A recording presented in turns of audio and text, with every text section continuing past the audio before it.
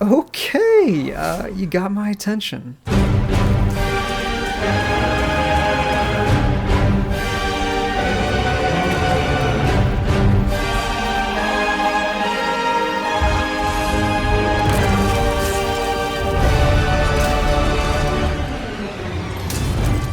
So it's finally here, the Demon's Souls Remake, the big PS5 launch title. There's a lot of hype surrounding this game, and that's for two main reasons. One, the original Demon's Souls from 2009 is a beloved classic, and two, and probably more importantly in regard to hype, it looks absolutely stunning on a technical level. Like, seriously, this is one of, if not the best looking game I've ever played. Trust me when I say YouTube compression will not do this game justice. But this video is meant to cut through the hype and let you know what the deal actually is. What is this game? Is it better than the original? And more importantly, is it worth getting a whole console for? That's what this video is going to attempt to answer with very, very few spoilers, so don't worry. So in case you don't know, the original Demon's Souls was developed by From Software, and it was the very first Souls game, releasing as a PS3 exclusive back in 2009. It was weird, experimental, and had all these interesting ideas that I found immensely compelling. I remember thinking at the time, wait, so you're telling me actual people can just come into my world and try to kill me? Sign me up. Back then, I got a PS3 just for this game, and judging by the amount of From Software games plastered across my YouTube channel, you can probably guess that I've been a fan of the Souls series and FromSoft ever since. If you want to know more why I love this game so much, I recommend watching my other Demon's Souls video I made a few months back. But long story short, this game has a lot of weird and unique stuff, even within the context of other Souls games, that I think actually holds up. If you've played any of the Souls games, you should probably know what to expect, but there are enough interesting twists here to make it compelling even for veterans who never got around to playing it. Now, crucially, the 2020 remake was not made by FromSoft. Instead, the Demon's Souls remake was developed by Bluepoint Games,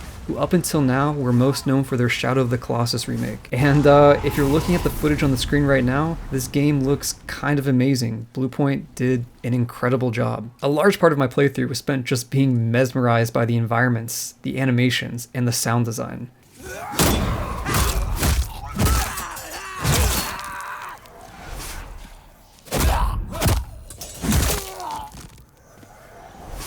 You have no idea how much time I wasted just looking at all the ways environmental objects break apart in more enhanced ways. On a visual level, this game is an absolute treat to play and experience. There clearly was so much love and attention to detail put in by Bluepoint. For example, look at what casting magic is now like.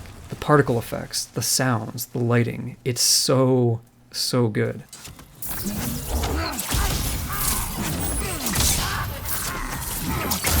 I'm loving the new facial animations too. I think they really do add a lot. Just look at this greasy man, for example. What jolly traveling companions are we, eh? Pleased to meet you. Call me Patches.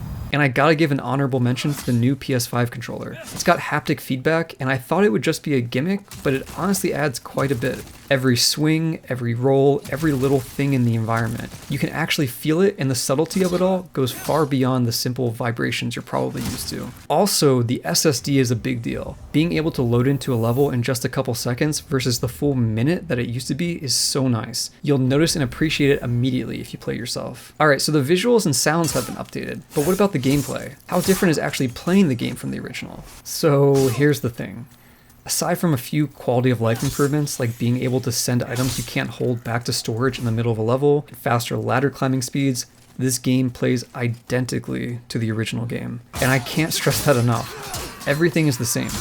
The level design, the item locations, the enemies and bosses, their AI, their attack patterns, their locations, even the frame data of their attacks. It's all exactly the same as the original. If there are any differences, which I don't think there are, they're so subtle that I couldn't tell. What I'm trying to say is that if you've played the original Demon's Souls, you might as well have played this one in terms of gameplay. I think it's faithful to a fault. How can that be, you might ask? Because I was just saying how much I love the original, so why would the remake being too faithful be an issue? I'll tell you why. Because the original still had flaws and low points, and a full-on remake was an amazing chance to address those. As an example, for those who've played the original, without going into spoiler territory, there's this one boss that everyone kind of hates, and that's because it's not even really a fight. You just find two buttons and press them. When I saw the original trailer for this game and realized it was a remake, I got so excited thinking about how they could turn this into a really cool fight. But no, it's just the same, and it still kinda sucks. There's also plenty of enemies that could have had their movesets expanded or their AI touched up to make them more compelling.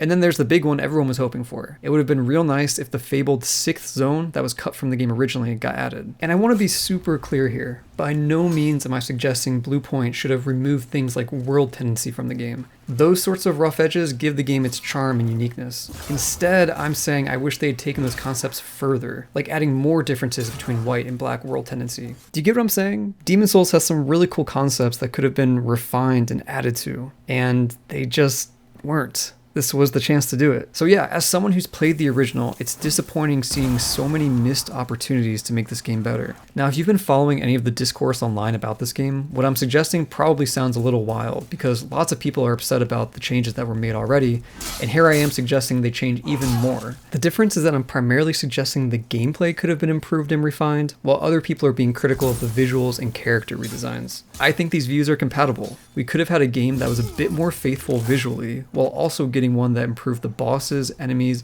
and potentially even level design. I'm not going to go into any detail in this video with my thoughts on the visual redesigns, but I'll say that while I think some of the criticisms are overblown, some of them are also extremely valid, like this fat official redesign. They took an enemy that was menacing and creepy and turned him into something that's more gross, less intimidating, and a little cartoony. Stuff like this isn't a huge deal, but it's still kind of a bummer. Now, everything I said sounds really negative, but I want to be clear in saying that I still love the remake, and you'll have a lot of fun if you play it.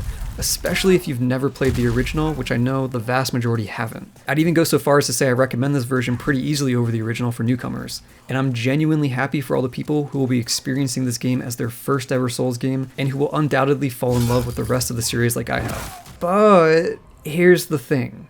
If you want to play this game, you need to buy a PS5. So that's $500 alone, hell, probably around $1,000 if you get it from a scalper.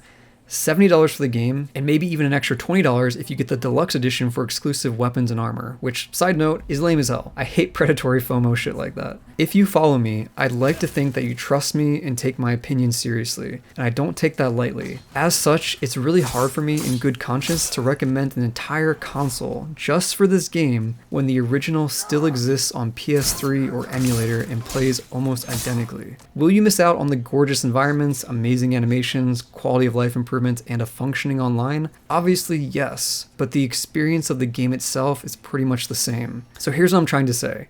If you're already getting a PS5, then by all means, this is the new definitive version of the game and you'll have an absolute blast. But if you're buying this console just for this game and nothing else, or if you've already played the original, it's a much tougher sell. At its core, this is the same game from 2009, and you gotta ask yourself if the several $100s is worth what amounts to a new coat of paint. Do you guys get what I'm saying? Like, I don't want to come across as too negative. The take I'm giving here is probably not one that you'll see other big people in the community making, but I feel like it needs to be said. But please don't misunderstand. I'm really enjoying my time with the remake, and I'll continue playing it for a long time. It's very likely I'll continue to make videos for it too. It's very fun and very good. If you're hyped, by all means, keep being hyped. I'm not trying to discourage that. Demon's Souls is something that I genuinely want everyone to experience, because both versions are some of my favorite games of all time. So yeah, in the coming weeks, I might make another video sharing more thoughts on the game and going into more detail of what I think does and doesn't work with the changes that were actually made. So keep an eye out for that. I think that's gonna do it for me though. I hope this video made it clear to people that were unsure one way or the other, and if you have the game already, have fun with it.